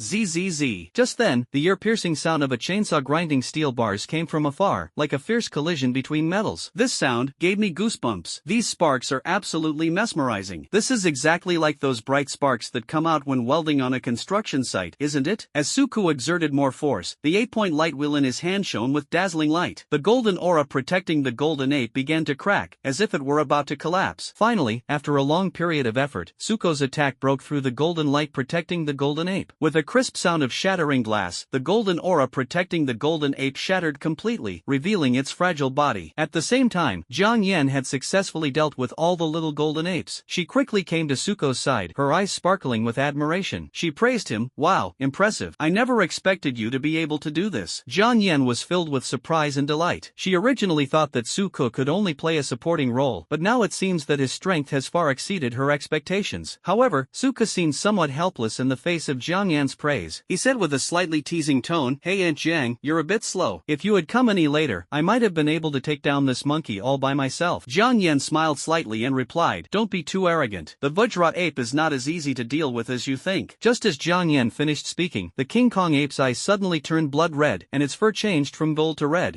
He looks more like Scarface now. Tsuku stared in shock at the changes before him. This scene was so similar to that of the silver-skinned crocodile from before. Could it also use the blood-burning technique? Wait a minute, wasn't it said that the blood-burning technique was exclusive to ferocious beasts, and only ferocious beasts had the opportunity to comprehend it? Jiang Yan explained, "This is not a blood-burning technique but a skill called berserk. It can be considered a blood-burning technique for mutated beasts, but the amplification is not that great, and of course, the side effects are not that great either." Tsuku asked in confusion, "Berserk?" This was the first time he had ever heard of this skill. Jiang Yan unleashed a fireball at the golden ape. Like the blood-burning technique, only a very small number of mutated beasts can comprehend the berserk skill. However, unlike the blood-burning technique, which guarantees that a beast will drop a talent skill core, a mutated beast that uses berserk will drop a berserk skill core 100% of the time. Even if it doesn't have a core in its mind, it will appear after it uses the skill. A berserk crystal core? Tsuku stared wide-eyed at Jiang Yan in disbelief. Tsuku and Jiang Yan dodged the long whip that the golden ape lashed out at them. Then he sent another beam of light to the other party. "Jiang Yan, that's right, it's a very useful amplification skill." The golden ape blocked Tsuku's light, then condensed a large amount of gold elements onto the long whip, causing the whip to immediately bulge with sharp spikes. Then it flicked its wrist, and all the spikes flew towards Tsuku and Jiang Yan. Tsuku stood in front, using his ultra barrier to block the spiked attack. When I transform into a giant in the future, I might lean a bit towards Ultraman, since I really enjoy watching it, and besides, Ultraman is the prototype for it. "Aunt Jiang, can I talk to you about something?" Tsuku said, looking at Jiang Yan with a fawning expression. Jiang Yan chuckled and said, "Speak, what is it?" Without pausing, she conjured another barrage of fireballs and fired them at the golden ape. After all, reciprocity is a traditional virtue of the Chinese nation. The golden ape nimbly dodged most of the fireballs, but was still hit by some, and the fur on its chest was singed. Tsuku scratched his head, somewhat embarrassed, and said, "Hee Hehe, I have a friend who probably needs it. Jiang Yan raised an eyebrow, looking at him with a half-smile, and said, oh, I didn't realize you were so loyal and righteous. Just then, the golden ape suddenly roared, dropped the long whip in its hand, and charged directly at them, clearly having lost its mind. Suko quickly raised his hand to release the stop ring, binding the King Kong ape. Jiang Yan smiled and said, it seems you care a lot about this friend. Suka chuckled and said, you guessed it. Suko wasn't embarrassed. He raised his hand and touched the Omnitrix logo on his chest. He took out a spirit recovery pill, swallowed it, and replenished his depleted spiritual energy. This is a feature he discovered while studying his old watch after returning from the wilderness. After Suko transforms, if the items he carries are small, they will be absorbed into his built-in storage space. That's why Little Broken Watch was able to protect Suko's clothes when he mutated. After consuming the rejuvenation pill, the spiritual energy that had been reduced to a mere sliver in his body was instantly replenished. During this time, Jiang Yan also unleashed a torrent of fire. Because it was bound, the golden ape was unable to dodge in time and was hit squarely. Jiang Yan, okay, when we first met, I, as the elder, didn't have any gifts. You did well today, so consider this crystal core a gift from your aunt. Suko, thank you Aunt Jiang for the 4th order crystal core. Upon receiving an affirmative answer, Suko felt a surge of power coursing through his body. He immediately focused his mind, crossed his arms, and unleashed a powerful L-shaped ray directly at the King Kong ape who had just stood up. Specium ray. However, although the ape had lost its mind, it was not stupid. Faced with such a powerful attack, it instinctively and quickly condensed gold elements, summoning a sturdy shield to withstand the blow. Just then, Jiang Yan seized the opportunity and circled behind the golden ape with astonishing speed. She pulled out an enormous weapon from her storage ring, the very same super cannon she had tested back then, larger than the Suko people. Calling it a cannon might not be entirely accurate, as its appearance is full of futuristic technology and is more like an advanced laser cannon. Without hesitation, Jiang Yan poured his powerful fire elemental energy into it, and instantly, bright red patterns began to appear on the surface of the laser cannon. As she decisively pulled the trigger, a deafening roar resounded, followed by a thick pillar of fire erupting like a volcano, shooting towards the King Kong ape. The powerful pillar of fire slammed directly into the back of the golden ape, causing it excruciating pain and dissipating the shield in front of it. Suka's beam struck the opponent directly. At this moment, the golden ape was hit by Suka's rays in front of it and by Jiang Yan's pillar of fire behind it. These two forces struck it together, causing it great pain. Roar! The golden ape let out a dying, unwilling roar before its body was blasted apart by the immense force. Instantly, the scene was filled with blood and flesh, a truly gruesome sight. Poor King Kong, he didn't even leave behind a complete corpse after his death. Suko quickly found its head, and with one squeeze, the entire skull shattered. He picked out the crystal core from the pile of minced meat and put it into his storage ring. Seeing Suka's anxious look, Jiang Yan couldn't help but laugh. What's your hurry? I'm not going to take it from you. Suka scratched his head sheepishly. Hee, this isn't the first time I've seen such a high-level crystal core. I'm a little excited. Jiang Yan smiled understandingly, but couldn't help teasing him. Look at your pathetic self. It's just a crystal core. Suku also felt a little awkward, so he quickly changed the subject. Aunt Jiang, who are we going to help next? Jiang Yan said with a serious expression. Gaoxian is a combat type. Although the extreme blade mantis is powerful, it is still difficult to kill him. But Yi Tian is different. He is only a support type psionic user and cannot fight the enemy head-on. Now, in order to delay the enemy, he cannot escape at all and is in a very dangerous situation. We must go and save him quickly. Suka nodded without hesitation and said, no problem. After saying that, he squatted down and stretched out his hand to gesture for Jiang Yan to stand up. Without the slightest hesitation, Jiang Yan leaped up and sat steadily on Suka's shoulder. Suka smiled and reminded him, you'd better hold on tight. Then, he mobilized the spiritual power within his body, soaring into the sky like a bird. Regardless of whether the people in the original story would do it or not, that's what I'm doing now. In the blink of an eye, they flew to Yi Tian's location. At this moment, Yi Tian was using his shadow-type ability to create chaos, interfere with the opponent's vision, and engage in a battle of wits with the Steel Needle Hedgehog. Beside him, many D-level mutated beasts and third-tier psionicists were engaged in fierce battle, each with their own opponent, and the fighting was extremely intense. The Steel Needle Hedgehog curled up into a ball, just like a hedgehog, constantly shooting out sharp steel needles in all directions. The dark night sky. Yi Tian raised his hand, and intense dark elements gathered, forming a black curtain that blocked the steel needles. Suko, who was flying in the sky, quickly released the ultra barrier. Phew, that was close. I almost got pricked like a hedgehog. He was furious looking at the Steel Needle Hedgehog below and fired a cross-shaped beam of light directly at it. The Steel Needle Hedgehog was caught off guard by such a powerful attack and was sent flying by the glowing rays. When it unfolded its body, a large area on its back was already damaged by the light, and the steel needles on it were gone. Although the Steel Needle Hedgehog is a sea-level monster, it is much smaller than the golden ape, only about 10 meters long. Of course, the strength of a monster cannot be judged solely by its size. If they were to really fight, the Steel Needle Hedgehog might not necessarily lose to the Golden Ape. When Suko landed, the Steel Needle Hedgehog looked at him and immediately realized that he had been ambushed by this guy. So it curled its body into a ball again, its thorns instantly hardening, and then rolled directly towards Suko. Suko released a barrier to block it. Unexpectedly, this hedgehog was quite strong. Suko was gradually pushed backward by it, but it couldn't break through Suko's barrier. But Suko was not alone. The Steel Needle Hedgehog didn't last long before Jiang Yan blasted it away with a fireball. Then he was trapped by Night Sky's dark net. Suko consumed a rejuvenation pill, and together with Jiang Yan, they unleashed their ultimate attack, finally eliminating the hedgehog. Unfortunately, no crystal core was found. The probability of a 4th-tier monster dropping a crystal core is slightly higher, but it's only 70%, so there's still a high chance of not getting one. After that, things were simple. When Suko arrived at Gaoxian's place with Jiang Yan and Yi Tian, he was locked in a close battle with the Extreme Blade Mantis. Although both were injured, the Extreme Blade Mantis had fallen into a slight disadvantage. If the stalemate continued, Gaoxian might actually have a chance to get a solo kill. The rest was simple. The four of them worked together to kill the mantis, and this time it exploded its crystal core. However, it's just an ordinary crystal core, which can be used for cultivation, but it doesn't contain any skills. The mission is now complete, and everyone has gone back. After returning to Yan City, Jiang Yan helped Suko conceal the matter of the Berserk crystal core. Yi Tian then took the remaining 3 rejuvenation pills. However, given his outstanding performance, the Jade Pendant was kept for him, and the teleportation talisman was also agreed to be allowed to be carried with him until he went to university, after which he would hand it over. Suko was also very happy, as he had now obtained 2 life-saving items. When he got home, he took out the crystal core and examined it carefully. Different grades of crystal nuclei have different colors. From low to high, they can be divided into white, gray, yellow, green, blue, purple, orange, red, black, gold, corresponding to the 10 levels of monsters. The crystal core in his hand was green. However, since it is a mutated beast, the Berserk skill core produced after it uses the Berserk skill has a touch of scarlet in its green color. Berserk can greatly increase one's strength in a short period of time, but it will lower one's sanity during use and leave the body very weak afterward. If used for a short period of time, the damage can usually be reversed. However, if used without regard for the consequences, it may cause permanent damage to the body. Overall, however, this crystal core is very suitable for a pure power-based offensive psionicist like Wang Zhong. However, his family probably can't afford a crystal core of this level, right? Besides, the level is too high. Wang Zhong probably can't absorb it yet. Let's wait until later to give it to him. It was getting late, and he was tired after a long day, so he went to bed early to rest. The most important preparations have been completed, and now we're just waiting for the college entrance examination. 8 months later, inside the first defensive base, students from all the schools in Yen City gathered here, because today was the day of their college entrance examination practice. They had already completed their liberal arts exams. The upcoming practical exams were the most crucial part, because today, they will be going to a dangerous wilderness area for an assessment. Suko and his group were also here, standing in the first row. Now, a year has passed, and the 3 have reached the following level. Suko, 3rd order, 1st stage. Wang Zhong, 2nd level, 9th dan. Lin Ning, 2nd tier, 9th dan. During these 2 semesters, they either attended classes at school or cultivated at home, and during holidays they would go to the wilderness to seek opportunities. However, it wasn't as big as before, but the back and forth still greatly improved their cultivation level. It has to be said that breaking through to the 3rd tier is really difficult. Suko was stuck on this for 2 whole months. However, they eventually succeeded in breaking through. However, after this breakthrough, all his accumulated resources were depleted, and another month passed, but he still failed to break through to the 2nd stage. Besides these, there is another thing worth mentioning. Zhang Jianping is now standing on the team of number 2 middle school. Yes, he skipped a grade, because he had already awakened his superpowers ahead of time and had such high talent, and the evolution cult stronghold had been destroyed. It was obviously not easy to hide, so they made Zhang Jianping's talent public, allowing him to skip to the senior year of high school and take the college entrance examination with them. He has now advanced to the 5th rank of the 2nd level. The 1st tier can be considered a transitional period for psionicists. Within this stage, the leap between each segment is not very large, so it is still quite easy to advance to the 2nd level. Taking Earth-level talent as an example, without resources, one can break through to the 2nd level in just 6 months by focusing solely on cultivation. If you have enough resources, you can do what they do in one summer vacation is enough. However, starting from the 2nd level, the difficulty increases slightly with each subsequent level. Breaking through the watershed is even more difficult. Without resources at this point, it might take 2 years or even longer to make a breakthrough. Now, Suko has reached the 3rd rank, but without resources, he spent a month trying to break through to the 2nd rank. Although Zhang Jianping has great talent talent and received a lot of financial aid, it was not enough to support him to break through to the 6th rank of the second stage within a year. This was after Suku and his group took him to the wilderness several times and found a lot of good things. Some people might ask here, why can they find so many good things when they go out? What are those people who often risk their lives in the wilderness doing? First, you need to know that those people are at a higher level than them. Third-tier experts are all developing their own businesses there and have to stay in the city to protect themselves. They wouldn't come out and risk their lives, and the resources that the weak cannot access naturally belong to them. Alright, that's enough for the setup. Our commander Gaojin is going up now. Gaojin stood on the stage, looking at the students below. His gaze lingered on Suko for a moment before quickly shifting away. Students, you must have already received the news from your teachers. Your task is to survive in the wilderness for a day and hunt down enough monsters. Form groups of 3. Remember, it's one day, which means you have to stay there overnight and can only come to assemble at this time tomorrow. Even if you arrive early and hand in your paper early, your score will be permanently fixed. Next, each of you will be given a bracelet that will record the number of monsters you hunt. At this point, Gaojin paused to allow the students to process the information. Sure enough, the people below began to whisper among themselves. No way, we're going to the wilderness and spending the night there. The most I've ever been in my life is the green belt in a park in the woods behind a school. Now, let me describe the grove in detail. I didn't expect this assessment to be this serious. I hope I won't be in any danger. After waiting for about 2 minutes, Gaojin finally spoke again. Don't worry about your safety. We have prepared life-saving items for you. Each person's bracelet has been engraved with defensive spirit patterns. When you encounter life-threatening danger, it will be automatically activated, and it can withstand the full force of a peak F-level mutated beast. We've also deployed guards, one at regular intervals. If you encounter a danger you can't handle, just press the red button on your wristband to send a distress signal. But if you do that, it means you're handing in your papers early. Furthermore, in the areas we've designated for you, there are at most only F-rank high-grade mutated beasts, so you don't need to worry about your safety at all. Hearing Gaojin's words, the students finally breathed a sigh of relief. Gaojin looked around and said, of course, students who are timid or confident in their humanities scores can choose not to participate in this assessment. It's all voluntary, and no one will say anything to you. Upon hearing this, many students began to waver. After all, no matter how safe it is, it's still the wilderness, a synonym for danger. They didn't even get to see him, let alone go there. Many others are good at humanities subjects and plan to become clerks in the future. But they're not stupid. If they back down now, wouldn't that mean they're cowardly and don't even have the courage to take a chance? Even if he wants to be a clerk, when people see this during the interview, their impression of him will be lower. On the contrary, if they go, their records will show that they participated in the reformed college entrance examination. However, there are still many people who are afraid of death, and some of them have left, leaving about 7,000 people. Gaojin was satisfied. After sending people to return those who had voluntarily withdrawn, he let them collect their supplies. Suko went over and collected his share. The supplies were all packed in a large bag, which contained a tent, some compressed food, and fire-starting tools. It's alright, at least they weren't forced to sleep outdoors in the open. After everyone had taken their things and lined up, Gaojin, very good. Now that everyone is ready, let's set off. The exam begins. A large group of people marched toward the wilderness, like a massive army setting out on a campaign. After everyone left the third, outermost, defensive base, some cheered excitedly as they looked at the deep green environment outside, as if they had entered a completely new world. Some people showed fear, feeling apprehensive about the unknown challenges. Some people remained expressionless, seemingly already accustomed to this scene. Suko, on the other hand, belonged to the third type of person. He calmly followed the group forward, having experienced such scenes many times before and already being used to them. Wow, the air here is so fresh, a girl exclaimed excitedly, taking a deep breath and savoring the scent of nature. Yes, and it's much cooler than in the city, another girl chimed in. They gathered together, excitedly discussing their surroundings. Some even wanted to take out their phones to post on social media, but unfortunately, their phones had been taken away before they even arrived. However, a few people looked at the deep jungle in front of them, their legs trembling and they shivering. They had never been exposed to such a primitive natural environment before, and their hearts were filled with fear and unease. Before they could even adjust, Gaojin channeled his spiritual energy and raised his voice. Alright, I didn't tell you this in the last chapter because I reached the word count, but now I'm reminding you that you can't cooperate with other teams except for your own 3-person teams, otherwise you'll be eliminated. In addition, you are not allowed to steal other teams' prey or attack other teams. Violators will be eliminated immediately. Alright, that's all I wanted to say. You all should hurry and head to your respective destinations. His voice, like a bell, resonated loudly in everyone's ears. Everyone nodded quickly, indicating that they understood. After saying that, he turned and left without even looking back, as if he didn't care about the lives or deaths of these people at all. The army that brought them turned around in unison and left with him, leaving the candidates in the desolate desolate wilderness. Perhaps because this college entrance examination was only a trial version, mainly for experimentation and exploration, it was specifically stipulated that students were not allowed to have disputes. This will help avoid unnecessary conflicts and accidents, ensuring the smooth conduct of the exam. Perhaps when this rule is implemented nationwide in the future, it will be lifted, allowing everyone to achieve the purpose of exercise through competition. After all, only through competition can students' potential and abilities be truly unleashed. Suko, Wang Zhong, and Lin Ning naturally became a group. On the other side, he saw Zhang Zhanping's group. Zhang Zhanping's two teammates were both very beautiful girls. They were tall and had pretty faces, which made them stand out. Wow, you're really confident in your abilities, huh? You even dare to bring a girl out to show off on such an important occasion as the college entrance exam. He couldn't help but tease. Upon hearing his words, Zhang Zhanping showed a slightly embarrassed expression. He waved at him somewhat awkwardly as a greeting, then quickly opened his bracelet and started checking the map. After identifying his target, he took a deep breath, and immediately his body began to transform. His muscles expanded, his bones grew, and his hair grew rapidly. In the blink of an eye, he transformed into a rock radiating golden light. He spread his broad wings, which were 18 meters long, and each feather shimmered with a rich light as hard as steel. His body was enormous and imposing, much taller than a 5-story building, so carrying 2 people was no problem for him. This year's college entrance examination has a strict requirement to prevent teams from getting too close together, thus avoiding disputes or competition for spots. Therefore, it is stipulated that each team must reach the location marked on their map within 1 hour. The counting function on the bracelet will only be activated after arriving at the designated location. Previously, even if a monster was successfully hunted, it could not be recorded. If a team fails to reach its destination within the time limit, it will be eliminated. The examination venue was extremely spacious. Although more than 7,000 people participated, there was still a large spatial distance between the groups of 3. Suku also summoned his broken watch without hesitation, ready for the test. A flash of green light appeared on his left wrist, revealing a small, exquisite green watch. After Suko broke through to the 3rd level, the Omnitrix changed and upgraded into the calibration table shown in the animation. When Suko first watched the animation, he preferred to call it the 2nd representative. But in the actual finale of the Alien Hero story, the square one he received was the true representative of the 2nd. This is a calibration table. However, after breaking through to the 3rd stage, he did not obtain the swamp fire, but instead the big-eyed monster. The other 4 are the light, the vomit monster, the vicious frog, and the electromagnetic man. With this, all the alien heroes from the first season have been revealed. In fact, if Suka liked it, he could adjust the watch's shape to match the original design. He turned his watch, and as the dial rose, a green 3D projection of an alien hero appeared above it. When he pressed the button, he transformed into a glider. He drove the 2 of them towards their destination. At the speed of the glider King Kong, the entire journey takes less than 10 minutes. Once their wristbands have unlocked the counting function, the next step is to begin the hunt. With their combined strength, killing these F-level mutated beasts was as easy as cutting melons and vegetables. This competition uses a points system, 1 point for a low-grade F-level mutant beast, 10 points for a medium-grade one, and 20 points for a high-grade one. Rankings are determined by points. Furthermore, their performance will be recorded by various hidden cameras, so even if their grades are not ideal, if they perform well, they may still be noticed by excellent schools or companies. There's not much to say about the competition, it's just a matter of going and fighting your way through, occasionally bumping into other teams, exchanging greetings, and then going your separate ways. The core values of unity and friendship that everyone received in the past are instilled in them, so even here, they are all very conscious of not having any disputes. Unlike other novels where robbery is a common occurrence, they have different ideas and values, and they haven't reached that point yet, but after a few years, after experiencing the harsh realities of society, things might change. Suko and his team were not picky at all, regardless of whether it was inferior or superior quality. They left none behind. By evening, they had accumulated over 500 points. This year's college entrance examination is very special, and all eyes are on it. There are many hidden cameras set up on the field, and drones will also be shooting in real time from the sky. The entire college entrance examination process will be broadcast live, emphasizing fairness, impartiality, and transparency. All the students could use were the supplies specially allocated. Grain of rice from home. The best official hotel in Yen City houses admissions officers from various universities who came to Yen City before the college entrance examination, as well as people sent by the group to recruit talent. They would select their favorite students based on the live stream and then recruit them to join their school or company. In a suite, Zhang Xian and a female teacher were sitting together, watching Suka's performance on television. Zhang Xian, how was it, teacher? She. My nephew's skills and performance were pretty good, right? Seagate, one of the admissions officers from Tokyo University, came to Yen City specifically to recruit students. She nodded in agreement, saying, to reach the 3rd level before the college entrance examination shows good talent, a very strong strong variety of superpowers, and outstanding performance in actual combat. You are fully capable of meeting the admission requirements. Zhang Xin, I told you he would never let us down. Seagate, you don't need to be too nervous. We've already sent out the admission notices. As long as he can get into the top 10, my opinion doesn't matter at all. Even if he doesn't want to, I can only take him with me. Zhang Xin, whether or not you can go is one thing, and whether or not you'll receive good treatment after enrollment is another. What do you think of the other two people? Seagate, this Wang Zhong, although his talent is a bit low, he has a lot of ruthlessness and good combat experience. Among those young masters who have high cultivation levels but have never fought, he should be able to make a name for himself. In the early stages, with this ruthlessness, he should be able to win a lot of resources. Then, she looked at Lin Ning. Compared to the other two, this girl named Lin Ning surprised me quite a bit. She has a very high level of control over spiritual skills and is very creative. She can slightly modify spiritual skills that were originally used for support, making them offensive. This is very rare. He had noticed this girl when he saw Lin Ning shrink the rock wall into a pillar and use it to kill the mutated beast. After that, she showcased some more creativity. For example, she combined the silver crocodile's innate skill, silver skin, with the rock armor, upgrading it into silver armor, which greatly increased its defensive capabilities. Furthermore, skills that could only be used by oneself have been transformed into skills that can be shared with teammates. This new skill greatly enhances her defensive capabilities, allowing her to better withstand enemy attacks. In addition, she demonstrated a clever tactic. She raised a rock wall, and as the mutated beast kept trying to smash through it, a rock pillar suddenly emerged from the wall, directly smashing it away. This sudden attack caused great trouble for her opponent, while also demonstrating her intelligence and combat skills. To support her, her family even found her a rock sand crystal core. This crystal core has a special ability to loosen the ground like sand, creating quicksand. In this way, the mutated beasts had no way to avoid it and could only obediently wait for the giant stone pillar to smash down on their heads. Overall, Seagate was very satisfied with the performance of the three people. Their strength and teamwork exceeded his expectations, especially the girl, who displayed extraordinary creativity and combat skills. Moreover, their total score is over 500 points, far ahead of other teams, firmly holding first place. The team ranked second is Blue Ice Whirlwind, with 437 points. Despite the gap compared to the first place, their performance was still outstanding. The third place went to Zhang Zhanpeng. Although he scored 418 points, his overconfidence and the presence of two weaker teammates negatively impacted the team's overall performance. However, his individual ability should not be underestimated. He just needs more teamwork to achieve better results. Of the 418 points, 350 were murders. His awakened spiritual skills are at the first tier: Fireball, Golden Feather, and Swiftness. Tier 2, Fiery, Golden Feather Blade, Gale Wings. 3 attacks, 1 defense, and 2 accelerations. Although he has 3 support skills, he is actually classified as a combat character because his support skills can only be used on himself, meaning they can only enhance his own combat power. His cultivation level alone was enough to crush the monsters on the scene, and his speed-up skill would allow him to find his target even faster. In addition, with area of effect skills, one can wipe out a large group. The assessment ended quickly. Suku and his team unsurprisingly came in first place, but Lan Bingxian was narrowly defeated by Zhang Zhanpeng at the last moment. Heavenly level talent is truly powerful. After the assessment, all students gathered in front of the defense base. It must be said that this was done very well. None of the students were in any danger. At most they suffered some injuries. When the rankings came out, Suka's team's first place finish shone brightly on the screen. As for the situations in other novels where someone suddenly appears and says, he cheated, his grades couldn't possibly be like that. That didn't happen. After all, their skill level is undeniable, and with 2 amazing teammates, winning first place is only natural. Unsurprisingly, the 3 of them secured guaranteed admission to Imperial University, meaning they could enroll directly regardless of their other academic performance. Moreover, a large number of schools and powerful, wealthy corporations also want to recruit them. However, the 3 of them had already set their sights on Tokyo University, so they politely declined the offers from the others. Suku also secretly breathed a sigh of relief, feeling as if a weight had finally been lifted from his heart. Fortunately, he received preferential treatment from Tokyo University, otherwise, he might not have been able to get in, given that his humanities scores could be described in 4 words. In his previous life, he planned to take an unconventional path and become a science student. However, after coming to this world, he scored high in physics. Then, he got full marks for his mastery of superpowers and physical fitness, but even so, he only got less than 300 points, which was less than half of the total score. With his grades, if it were a normal college entrance exam, based on his ability and talent, he could get into a decent university, but he definitely wouldn't be able to get into Beijing. A short while later, they saw Zhang Xian walking towards them. Suka greeted her, "Auntie, how did you do this time?" Zhang Xian, "Great job. Congratulations to the 3 three of you will be alumni from now on. Mr. Shijia, who came with me to recruit students, has gone to handle recruitment matters on the other side. I'll be handing out your admission notices now. After saying that, she took out 3 notices from her storage ring, which were obviously prepared in advance. Lin Ning, it seems that the teachers at Imperial University have a lot of confidence in us. They even prepared the admission notices for us in advance. Zhang Xian, your level and strength have already met the requirements, not to mention you enjoy preferential policies. How could you not pass? Besides, it's just a piece of paper. If you don't pass, we won't give it to you. Suku took the admission notice, looked at the words and seal on it, and felt that all his hard work during this period had been worthwhile. On the other side, at the Tokyo University admissions office, Mr. Seagate called Zhang Zhanpeng over directly. Your name is Zhang Zhanpeng, right? Yes, Miss Shi. Zhang Zhanpeng was extremely excited. After all, the person in front of him was an admissions officer. Zhang Zhanpeng couldn't think of any other possibility that she had called him over. Your performance this time was outstanding, and I am very satisfied with you. Zhang Zhanpeng was happy, but I'm unhappy again. Seagate's expression turned serious. She looked at Zhang Zhanpeng and said, with your abilities, you could have easily found 2 more outstanding teammates, which would have improved your team's performance. However, you chose 2 weaker girls as teammates, just to satisfy your own vanity. This behavior shows your arrogance and conceit, which makes me very dissatisfied. Upon hearing Seagate's criticism, Zhang Zhanpeng immediately realized his mistake and felt deeply regretful. He hurriedly apologized to Seagate. I'm sorry, Ms. Seagate, this was my fault. I will definitely correct it. His voice was full of sincerity and determination. He was filled with tension and anxiety because he knew that his performance might affect his chances of getting into the top academy in China. This academy is the dream school of countless people, and it has always been his goal. If he loses this opportunity, he will never be able to forgive himself. However, Seagate's expression suddenly softened, and she smiled. However, this personality flaw of yours is not unchangeable. It can be corrected through hard work. Moreover, the fact that you were able to achieve such outstanding results despite choosing 2 relatively weaker teammates fully demonstrates your exceptional talent. Moreover, because of your help, they, who would otherwise lead ordinary lives, may have the opportunity to strive for a broader path. Therefore, I have decided to grant you admission to our school. As he spoke, Seagate picked up an admission letter from the table and wrote the 3 characters Zhang Zhanpeng on it. This admission letter signified that he had successfully obtained admission to Huaxia First Academy and become a member of the school. When Zhang Zhanpeng received his admission letter, he was overwhelmed with emotion. He gripped the precious document tightly, tears of joy glistening in his eyes. He thanked Seagate for the opportunity and expressed his willingness to prove his worth and growth through concrete actions. Your freshman will start school on August 20th and have 10 days of military training. However, I suggest you come early on August 1st so that you can familiarize yourself with the environment of Tokyo City and Tokyo University beforehand, so that you won't be at a loss later. Zhang Zhanpeng excitedly accepted the notification and bowed to Seagate. Thank you, Teacher Shi. Having it is like having a ticket to the top academy. At the very least, you'll definitely do well in society afterward. And most importantly, being able to attend the same school as someone you know. After all, although it wasn't mentioned in the previous article, his relationship with Suku, being such close relatives, couldn't possibly be bad. He and Wang Chonglin could not be said to be particularly familiar, but they had spent quite a few time together. When I go to university, I'll have people I know, so I won't be lonely. After all, seeing your former classmates after moving on to a higher level of education is naturally a pleasant surprise, unless you too have a grudge. My cousin and I are currently studying at the same school and even share a dorm room, so this character is modeled after him. After that, Zhang Zhanpeng left happily. This time, Yen City recruited a total of 4 people, which can be described as unprecedented. Yi Tian then gave each of the 4 of them a medium-grade spirit-gathering pill and a D-grade crystal core as a reward. Suka used his C-grade medium-level berserk skill core to exchange for Wang Zhong's reward. This time, Wang Zhong also came out on top. Not to mention that C-grade crystal cores are already precious, let alone those with skills, especially such rare berserk skills. Very few mutated beasts can comprehend the berserk skill, and naturally, the number of such crystal cores is also limited. If you were to sell it, its value would be no less than that of a top-grade 3rd-rank elixir, and it would be so rare that there would be no market for it. Although skill cores are mainly for comprehending spiritual skills and contain relatively little spiritual power, that is only in comparison. With Wang Chongxian's current cultivation level of the 2nd tier, 9th stage, a C-grade skill core would be enough to push him to the 10th stage. So, over the next month, the 3-person team became a 4-person team. The 4 of them wandered between the wilderness and the city, searching for resources. Suka barely broke through to the 2nd Dan, Wang Zhong and Lin Ning broke through to the 10th Dan, and Zhang Zhanpeng broke through to the 6th Dan. At Yen City Airport, in front of the plane prepared by Tokyo University, 4 people are saying goodbye to their families. Su Yuan patted his son on the shoulder, his face full of pride, and said, "Son, you're capable, so Dad is isn't worried. Remember, if anyone bullies you, just fight them back. It's okay. If you get into trouble, Dad will back you up. If Dad can't handle it, your uncle and aunt will. Just go for it, don't be afraid of anything. Jiang Su's eyes were full of reluctance as he held Suka's hand and instructed him, Doggy, take good care of yourself over there. Don't just focus on cultivation and studying. Make some friends, have fun, see the sights, eat whatever you want, and if you need money, just tell Mom, okay? Suko hugged his parents tightly. This was the first time he had been so far away from his family. Dad, Mom, don't worry, I'll definitely live a good life there. Once I've made a name for myself there, I'll bring you over so we can enjoy a good life. Looking at his son, now grown into a young man, Su Yuan was filled with pride and couldn't help but praise, my son, he's really accomplished. The once burly, fearless man choked up at this moment, and a few tears fell from the corners of his eyes. Wang Zhong, Lin Ning, and Zhang Jianping experienced a similar situation. After saying goodbye to their families, they boarded a plane bound for the capital. The plane was specially arranged by Takeo University to pick them up. It is said that it was originally a fighter jet, but after being modified, most of its combat equipment was removed, which actually increased its original speed to about 2.5 times the speed of sound. It takes a maximum of 10 hours to fly from here to the capital. Yes, you heard right, and you calculated it correctly. It's approximately 30,888 kilometers. I forgot again. My brain is completely fried. Why should I bother calculating these things? This distance is truly terrifying. You should know that on Earth in my previous life, such a distance was already at the level of crossing national borders, or even stronger than that. And right now, these are just two regions within the same country, and not even a straight line distance on a map. This shows that the expanded area of Earth is simply beyond imagination and quite astonishing. We can't just sit around waiting for these 10 hours, so let's start practicing. When people start cultivating, time seems to fly by. It feels like they just closed their eyes and meditated for a short while, and now it's already time. By the time the pilot woke them up, it was already 6 o'clock the next morning. It took about 10 hours and 20 minutes. There are regulations here that require you to land at a designated airport. Someone will pick you up after you exit. Thank you, Uncle. 4. After thanking them, the four couldn't wait to get off the plane and leave the airport. The middle-aged man was left standing there, bewildered in the wind. He couldn't help but take out a mirror and look at his face. I'm only just approaching 30. Do I look that old? I'm only 18. Do I look that old? As the four walked out of the airport, they were immediately drawn to the sight before them. A supercar with a cool appearance and an air of luxury was parked in front of them. The car body is painted in a striking gold color and bears the four large characters Takeo University, making it particularly eye-catching. Standing next to the car was a tall, handsome young man dressed in casual clothes, who drew gasps of admiration from the girls around him. To be honest, compared to the male protagonists in other novels, Suko's appearance is not particularly outstanding. He is merely good-looking. He's rather handsome, the kind of person who's quite intriguing. Compared to our readers, we are worlds apart. It's no exaggeration to say we are worlds apart. However, when he saw the boy in front of him, he couldn't help but feel a sense of amazement. Suku and the others stepped forward and handed their respective admission notices to the boy. The boy carefully checked each of them one by one, and after confirming that everything was correct, a friendly smile appeared on his face. He said to them, "You must be the juniors from Yen City, right? Hello everyone, my name is Wei Likuan, and I'm your senior." "Hello, Senior Wei." ×4. "Okay, sure." Looking at the four junior students before him, Wei Likuan's lips curled into a slight smile. He thought to himself, these junior students seem quite polite, much better than the students I greeted before. He was very satisfied with their performance. "Alright, get in the car first. I'll take you to see the school. You can play around in the city or at school for the next few days. Just come back on the 20th for military training." Wei Likuan was driving, Suko was in the passenger seat, and the other three were in the back seat. Walking down the street, Suko couldn't contain his curiosity and asked, "Senior, what year are you in now?" "I just finished my freshman year, and after the break I'll be a sophomore." "So, Senior, what level are you at now? It must be really high, right?" "When I first enrolled, I was at the same level as you, at the 3rd rank, but I wasn't as strong as you, only at the 1st rank. After a year there, I'm now at the 4th rank, 1st rank." Hearing this, Suku was somewhat surprised. He thought he had made great progress, but he didn't expect the senior to be so amazing. Level 4, Section 1. Suku calculated in his mind that even with the cultivation speed of a legendary talent, it would still require some high-level resources to advance from the 3rd rank to the 4th rank within a year. Because advancing from the 3rd to the 4th rank is a watershed moment in the major realms, not just from the 3rd stage to the 4th stage, making it extremely difficult to break through. This senior student was able to break through to the 4th level within a year, which clearly shows that he received a lot of support and help. Thinking about this, Suku was filled with anticipation for his upcoming university life, where he was sure to find plenty of good resources. "Senior, what level of talent do you have?" "Legendary level." "Oh, legendary, what the heck? Legendary level." The four people behind him him were also utterly shocked when they heard this information. Yes, they are legends. Let me tell you, in my year alone, there were only 20 legends. Suko felt somewhat ashamed. Am I really that important? To have someone with legendary talent personally come to greet us. Wei Likuan seemed to see his reaction and said with a smile, actually, your deeds have spread all over our area. Everyone is eager to see the little heroes who dare to fight against the evolution cult. Suko was a little embarrassed and scratched his head. Actually, it wasn't that powerful. It was mainly because I had no choice. If I didn't resist, I would die. I had no other option. Wei Likuan, no matter what, it is truly admirable that you were able to do this. Suko, Wei Likuan patted Suko on the shoulder and laughed. No need to be modest, it's the truth. Moreover, it's truly remarkable that you were able to persevere in that environment. I believe you will have even greater opportunities here. Suko was about to continue speaking when suddenly his eyes caught sight of a digital store outside the window. Excuse me, could you please stop the car? The sound of brakes rang out, and the car came to a smooth stop at the side of the road. What's wrong? Wei Likuan asked, somewhat puzzled. Wait a moment, okay? Suka said as he opened the car door and got out. Wei Likuan watched Suka walk into the store, wondering what he wanted to buy. After a while, Suka came out of the store, carrying a bag in his hand. After he got back into the car, Wei Likuan asked curiously, what did you buy? Suka smiled mysteriously and said, hee, senior, please allow me to keep a little secret. Alright then. Wei Likuan shrugged, indicating his understanding. Since Suka didn't want to talk about it, he wouldn't press the matter further. The car restarted and drove on the road. Looking out the window at the scenery, Suka suddenly asked, Senior, does bullying happen at our school? Upon hearing this, Wei Likuan shook his head helplessly and said, Junior, you should know that things like school bullying can never be completely eradicated. I've heard that even in peaceful times 500 years ago, school bullying was commonplace, let alone in our era where the strong are respected. Wei Likuan sighed. People at higher levels always have an inexplicable arrogance in front of people at lower levels. And this arrogance will start to go bad. Over time, some people will not be satisfied with this pride. They will seek pleasure from people at lower levels. This is the beginning of bullying incidents. Lin Ning, is it really that scary? Doesn't the school care? Wei Likuan, it's the same principle as a general in the field who may not obey orders. If the teacher knows, he will definitely discipline him, but if he doesn't know, how can the teacher discipline him? Although there are surveillance cameras in the school, there are always places they don't cover. Moreover, everyone's superpowers are all kinds of strange and wonderful, and some of them have ways to hide from the surveillance cameras. Moreover, the school actually supports this kind of thing to some extent. Zhang Zhanping, support? This thing is supported? Wei Likuan,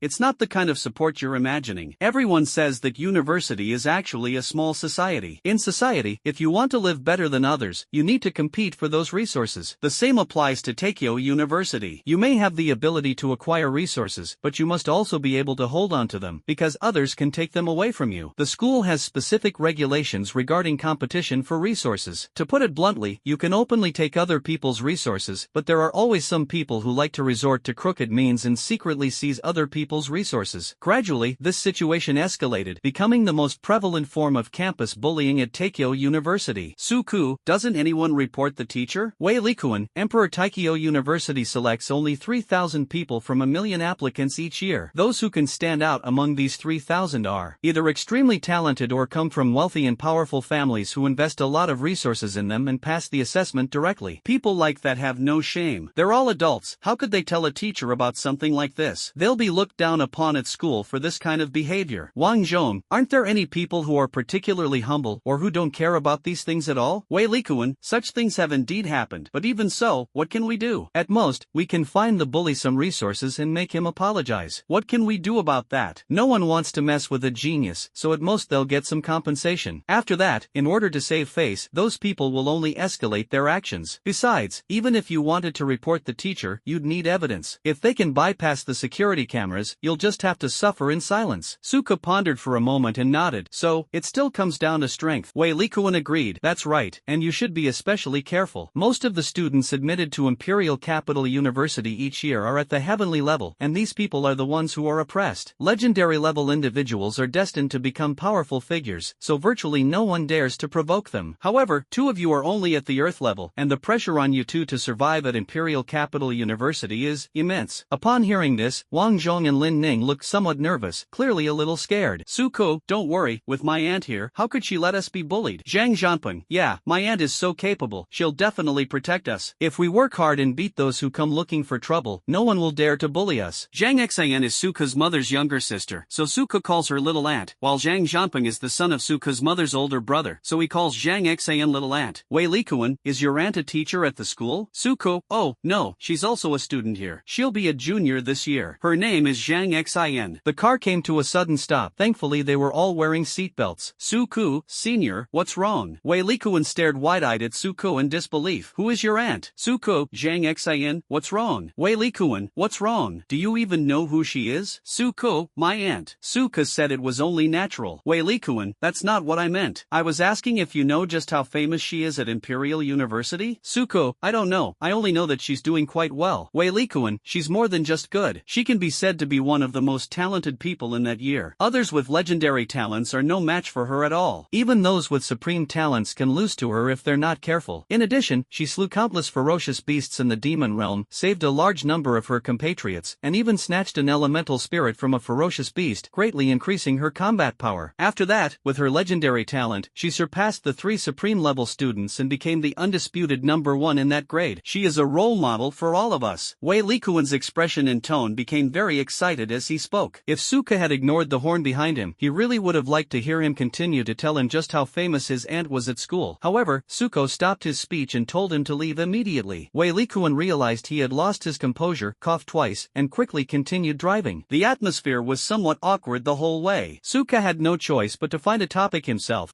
Senior, if I may ask, what is your special ability? Lin Ning quickly spoke up to remind her. Suko also realized that he had said the wrong thing. In this era where everyone possesses superpowers, asking about someone's abilities without their consent is tantamount to revealing their secrets, which is extremely impolite. Wei Likuan said nonchalantly, there's nothing to hide. You'll find out sooner or later once you're enrolled. My special ability is actually quite unique. You've all played games, right? Suku and the others nodded in unison. Then you must know about the game panel. One of my superpowers is that I can open a panel in front of me that only I can see. It will display a person's information on it, but you can only understand very basic information. This is related to the difference in cultivation level between me and another person. If my cultivation level is higher, I can even see everything about someone with a lower cultivation level. Suko, why does this feel a bit like the system cheat codes in other novels? Senior, could you please explain in more detail? Wei Likuan, if I stare at someone for more than 10 seconds, it will display on the panel, for example, you. After confirming that there were no obstacles ahead, Wei Likuan stared at Suku for about 10 seconds. Name, Suku. Superpower, conjuration. Concrete object, watch. Spiritual skill, transformation. Wei Likuan's expression turned somewhat puzzled. That's strange. Why does your spiritual skill only display the word transformation? Even if the information I can see is superficial, given the difference in our cultivation levels, you should at least be able to see your first or second tier spiritual techniques. Have you absorbed a lot of skill cores? Does that mean the quality of your information is too high? Suko felt somewhat terrified. This guy actually saw right through me. Calm down, calm down. Based on what the other party said, his ability must be flawed. Just like my spiritual skills, I get a new form every time I break through a level. Each new form can be considered a spiritual skill, which makes the quality so high that the opponent can't tell the difference. After calming down, Suku, so, senior, what's the basis for the display of your game panel? Suku asked curiously. Wei Likuan smiled slightly. The information here is displayed based on my understanding. For example, if your superpower is a watch, then what I display here is also a watch. But if in my understanding, a watch is a bracelet, then what I display here will be a bracelet. Hearing this, Suku breathed a sigh of relief. It seems his superpower is different from the system abilities in those novels I've read. Although he can see other people's information, it depends on his own abilities. He's never seen my alien heroes. I even made up their names. Even if he did see them, he probably wouldn't understand them. He's not as invincible as some people think. Thank goodness. However, Suku was also somewhat wary. After all, the other party had mentioned this flaw so easily, which meant either he really didn't care at all, or he was hiding something. Suku breathed a sigh of relief, but he couldn't help but feel that this world was truly full of wonders, with such a peculiar superpower. At this moment, Wei Likuan said, this is just an auxiliary skill that I have after awakening. My superpower is transformation, which allows me to turn my physical body into data. Suku,